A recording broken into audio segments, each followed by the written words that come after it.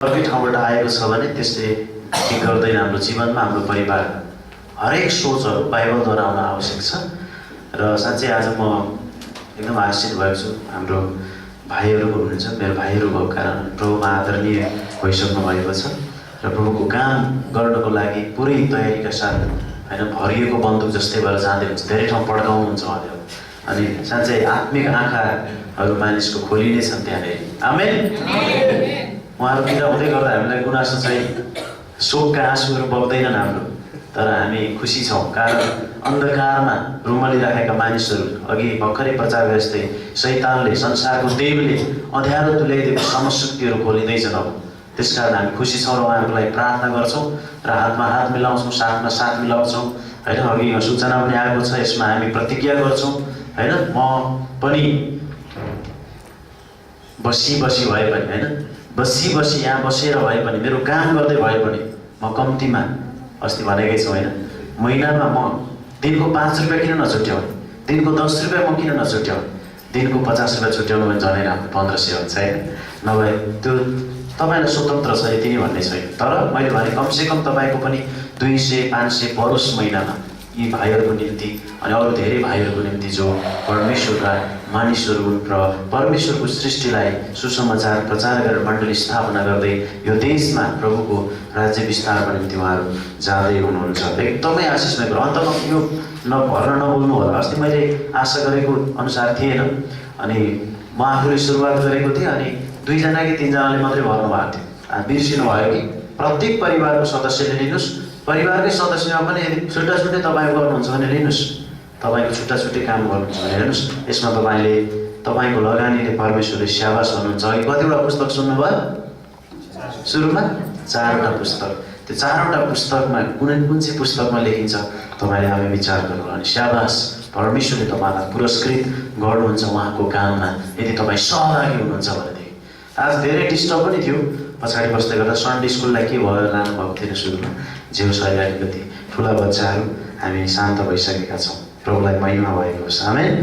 हाम्रो साँच्चै यदि तपाईँ आत्मिक व्यक्ति हुनुहुन्छ भनेदेखि चाहिँ जो आत्मिक व्यक्ति हो जहिले पनि ऊ चुपचाप बस्छ, तपाईँको मुख बन्द हुन्छ। कसैले तपाईँलाई बोलायो भने, तपाईँको छेउमा कुरा गर्न खोज्यो भने मेरो अहिले बोल्ने फुर्सद छैन, यदि तपाईँ आत्मिक हो भने। आत्मिक हुनुहुन्छ कि तपाईँ अनात्मिक हुनुहुन्छ, अर्थात् तपाईँ अलिकति बढी डिस्टर्ब प्राणको आवाज सुनिरहनु भएको छ भने तपाईँ हल्ला पनि गरिरहनु भएको छ, ध्यान दिनु होला। त्यस कारण आफ्ना प्रोडक्टहरूलाई पनि सम्हाल्नु आवश्यक छ। हाम्रा प्रोडक्टहरू होइन छन् नि त, यिनीहरूलाई सम्हाल्दै तपाईँ यदि आत्मिक हुँदै हुँदैछ, परिपक्वतामा वृद्धि हुँदै हुनुहुन्छ भने तपाईँ चुपचाप बस्नु आवश्यक छ। यो जहिले पनि लागु हुन्छ, आज मात्रै होइन, जहिले पनि। यदि विश्वासी एकदम शान्त भएर परमेश्वरको वचनमा सुन्नलाई ध्यान दिन्छ भने परमेश्वरले पनि उसलाई कदर गर्नुहुन्छ, आदर गर्नुहुन्छ। आमेन। र हाम्रा एकदमै शान्त भएर तपाईँ बस्नु। अरू कसैले सुरु गर्छ भने अहिले होइन कुरा गर्नु, अहिले तिमीलाई म पछि भन्छु, यस्तो खालले हामी बस्नु आवश्यक छ। यो चाहिँ एउटा परिपक्वताको चिन्ह पनि हो।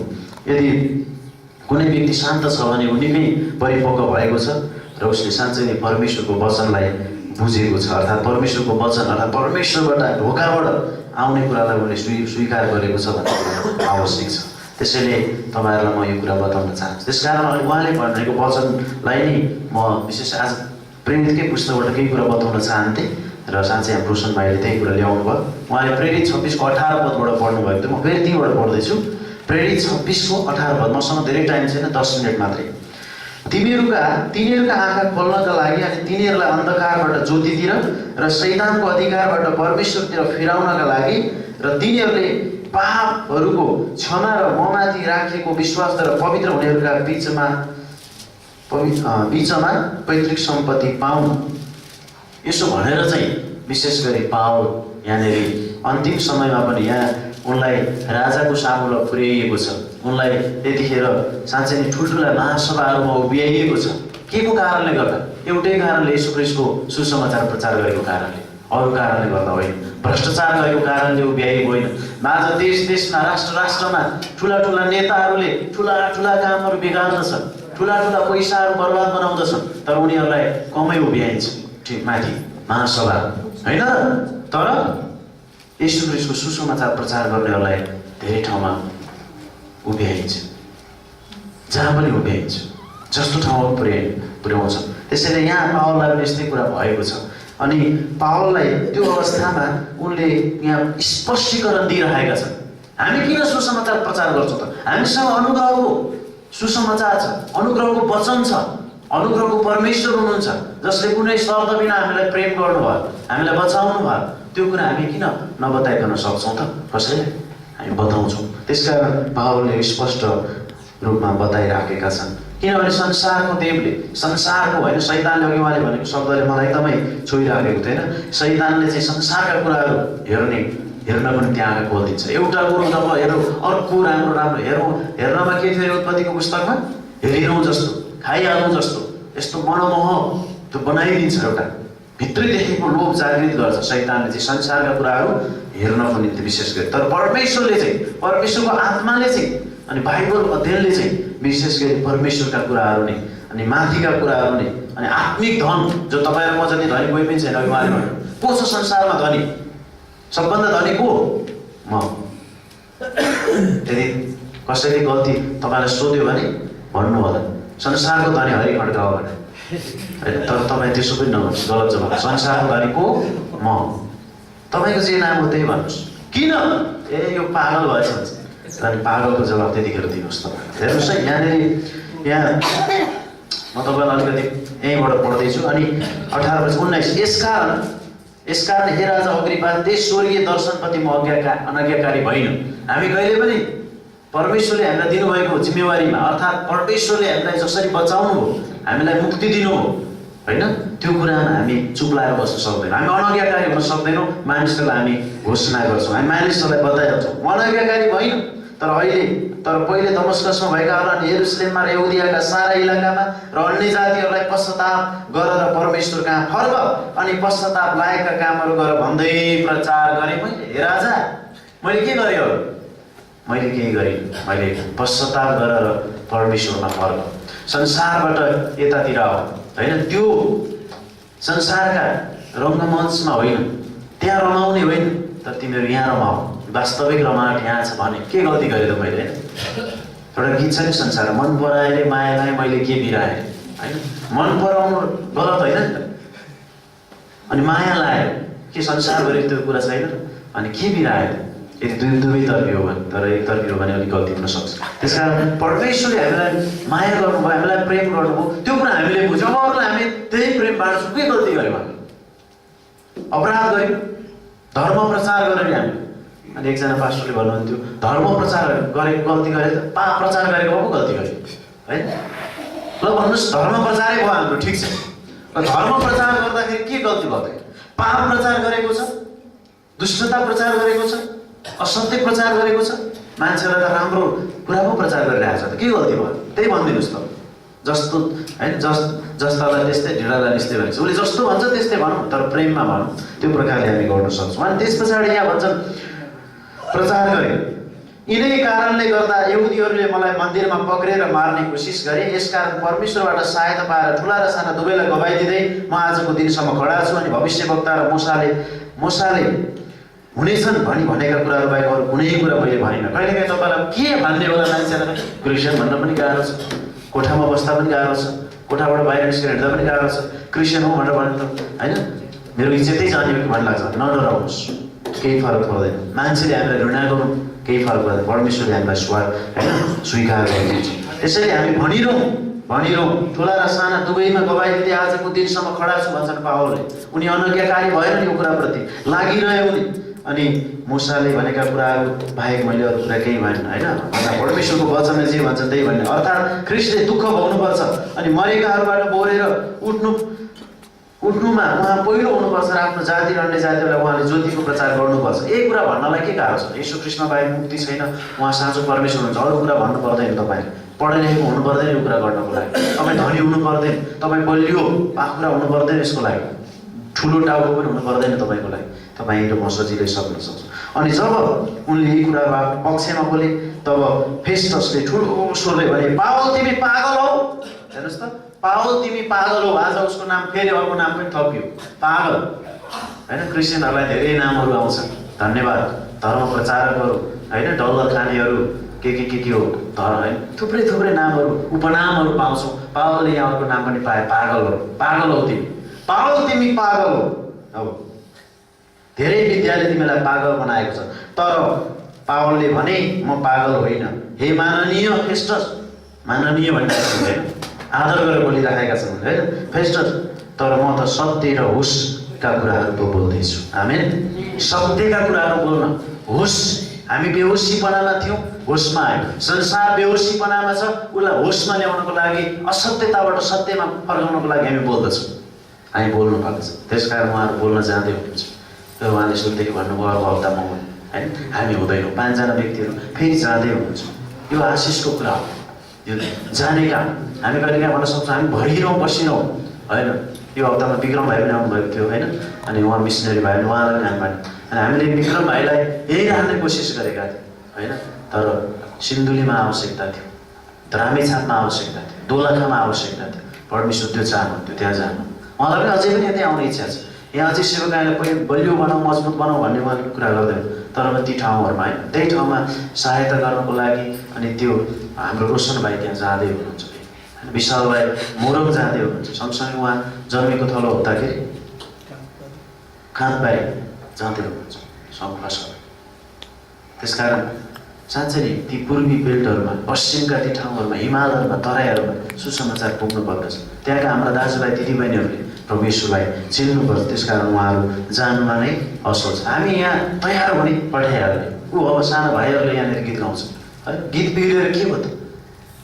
आज आराधना अलिकति बत्ती पनि गएको के भएको थियो नि सुरुमा है, के मिलाएको थिएन, के भयो त? तिमी अलिक गरे भएन भन्नुहुन्छ त परमेश्वर। तर त्यतिखेर चाहिँ भएर भन्नुहुन्छ जब हामी एउटा ठाउँ पुछेर बस्छौँ, जब हामी सुसमाचार बोकेर जान्छौँ, त्यहाँ चाहिँ भयो भन्नुहुन्छ उहाँले। आमेन। ठिक छ, त्यहाँ भन्नुहुन्छ। अरू कुराहरू भन्ने कुरा यस्तै हो होइन।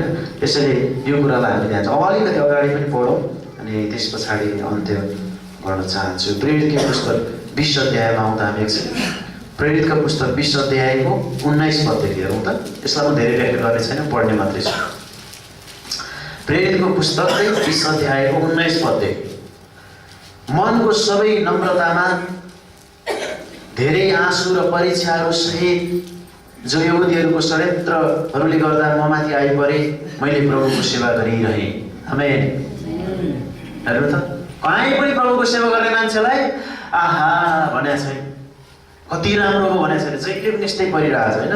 मनको सबै नम्रता, धेरै आँसु र परीक्षाहरू सहित जो यहुदीहरूको षड्यन्त्रले गर्दा ममाथि आइपरेका थिए, मैले प्रभुको सेवा गरिरहेँ भन्छ नि पावलले। त्यस पछाडि के भन्छ थाहा छ? तपाईँहरूलाई फाइदा दिने कुरा एउटै पनि मैले नदिकन राखिनँ। हेर्नुहोस् त, फाइदा दिने कुरा नदिकन राखिनँ। संसारले एक प्रकारले घाटा जस्तो सोचे तापनि, कहिलेकाहीँ तपाईँ र मैले दिएको रुपियाँ पैसा घाटा भयो जस्तो लागे तापनि, संसारका मानिसहरू जो परमेश्वरले प्रेम गर्नुहुन्छ तिनीहरूलाई पनि तिनीहरूको लागि त फाइदा हुन्छ। आमेन। फाइदा हुन्छ।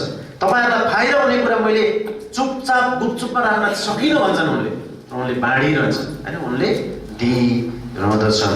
त्यस पछाडि के भन्छन् 21 पदमा, मैले दुवै यहुदीहरू र ग्रिकहरूलाई परमेश्वरतर्फ मन फिराउनुपर्छ र हाम्रो प्रभु येशू ख्रीष्टमा विश्वास गर्नुपर्छ भनी यत्नपूर्वक गवाई दिइरहे। अरू के भनेर उनले फाल्टु कुरा, यही कुरा भनिरहे। अनि अब हेर्नुहोस्, म चाहिँ आफ्नोमा बाँधिएर यरुसलेम जान्छु, जहाँ ममाथि कस्ता कुराहरू आइपर्नेछन् म जान्दिनँ। उहाँहरूमाथि कस्ता कुराहरू आइपर्छ उहाँहरू आफैलाई पनि थाहा छैन, तर उहाँहरू जाँदै हुनुहुन्छ। आमेन। उहाँहरू जाँदै हुनुहुन्छ। जानुमा नै असल छ। जहाँ मलाई लानुहुन्छ त्यही जान तयार छु म, जे मलाई भन्नुहुन्छ त्यही गर्न राजी छु म, तपाईँको सामुन्ने हाजिर छु म, हाजिर छु।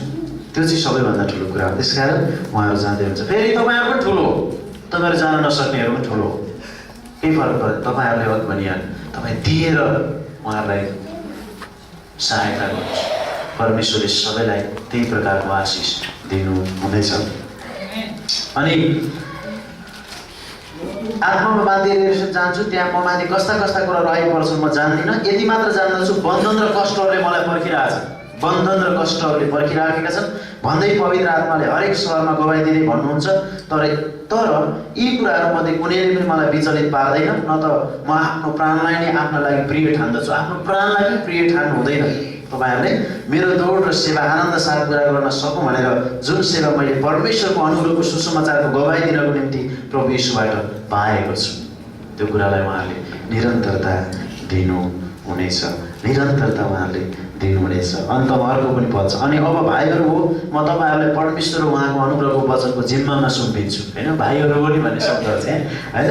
अनि जब अब भाइहरू चाहिँ प्राचीनहरूलाई बिदा, होइन, प्राचीनहरूलाई बिदाई गर्ने क्रममा चाहिँ एल्डरहरूलाई, अगुवाहरूलाई भनौँ न बिदा गर्ने क्रममा अहिलेको भाषा भन्दा चाहिँ यहाँ पावलले भन्दैछन्, अनि उहाँहरूलाई पनि हामी बिदा गर्दैछौँ। अनि अब भाइहरू हो म तपाईँहरूलाई परमेश्वर र उहाँको अनुग्रहको वचनको जिम्मामा सुम्पिँदछु, अरू कसैको जिम्मामा होइन, परमेश्वर र उहाँको अनुग्रहको वचनको जिम्मामा सुम्पदछु, जसले तपाईँहरूलाई बढाउँदै लैजान र सबै पवित्र बाहिरकारको बिचमा तपाईँहरूलाई पैतृक सम्पत्ति दिलाउन सक्दछ। वाह, आत्मिक धन, पैतृक सम्पत्ति, हकको सम्पत्ति आफ्नै बाउको, होइन, परमेश्वर जो हाम्रो बाउ हुनुहुन्छ, असली बाउ, उहाँको सम्पत्ति दिलाउन सक्दछ उहाँहरूलाई है। यो चाहिँ एकदम धेरैको विषयमा व्याख्या गर्नुपर्छ, अहिले म भन्दिनँ, त्यस कारण यो दिलाउन सक्दछ। अनि मैले कसैको चाँदी वा सुन वा लुगाफाटाको लोभ गरिनँ, ज्यू तपाईँहरू आफै जान्नुहुन्छ। यी हातहरूले नि मेरा आवश्यकताहरूमा र मसँग हुनेहरूको सेवा गरेका छन्। अन्तिम पद 35 पद, यसरी नै मेहनत गरिकन तपाईँहरूले कमजोरीहरूलाई सहायता गर्नुपर्छ भनेर मैले तपाईँहरूलाई सबै थोकहरू देखाएको छु। अनि प्रभु येशूका वचनहरूलाई सम्झना गर्नुपर्छ, जो उहाँ आफैले भन्नुभयो, लिनुभन्दा दिनु अझ धन्य हो, लिनुभन्दा दिनु अझै धन्य हो। वचन लिउँ, वचन बाँड्छौँ, पैसा पायौँ परमेश्वरबाट, पैसा दिन्छौँ। सम्पूर्ण आर्थिक भौतिक जति पनि कुराहरू परमेश्वरले हामीलाई दिनुभएको छ त्यो कुरा हामी बाँड्छौँ। जसले दिन्छ बाँड्छ, होइन, यसरी अरूलाई दिन्छ, त्यो चाहिँ बढ्छ। बाँड्नु नै बढ्नु, होइन, बाँड्नु नै बढ्नु। तर राखिरहँदाखेरि चाहिँ त्यो चाहिँ खिया, अनि त्यो चाहिँ धेरै कुराहरू हुँदछ, सडेर जाँदछ। त्यस कारण बाँडौँ, बढ्छ। परमेश्वर यो कुरा मन पराउनुहुन्छ, उहाँहरू जानुहुन्छ, उहाँलाई हामी परमेश्वरको हातमा राख्छौँ, अनि हामी सबैजना यो कुरामा सहभागी हुन्छौँ, अनि परमेश्वर यही गरेको मन पराउनुहुन्छ। साँच्चै नै हामी धन्यवाद दिन्छौँ। आजसम्म हामीलाई जति पनि कुराहरूमा, होइन, बाइबल कलेजमा रहेर उहाँहरू सिक्नुभयो, हामी माझमा आउनुभयो, सेवा सङ्गतिहरूमा सहायता पुर्याउनु भयो, सुसमाचारहरूमा सहायता गर्नुभयो, सबै कुराले परमेश्वरले उहाँलाई आशिष दिनु नै हुन्छ। अनि हामी पनि यो कुरामा एकदमै धन्यवादी छौँ र परमेश्वरले उहाँलाई प्रशस्त गरी जीवनमा प्रयोग गर्नुभएको होस् भनेर हाम्रो निरन्तरको प्रार्थना र सहायता उहाँहरूप्रति रहिरहनेछ। उहाँहरू बेला बेला आउनुहुनेछ, त्यहाँ के भयो त्यो पनि भन्नुहुनेछ, र साँच्चै नै यो कुराले परमेश्वरको महिमा हुन्छ। आमेन।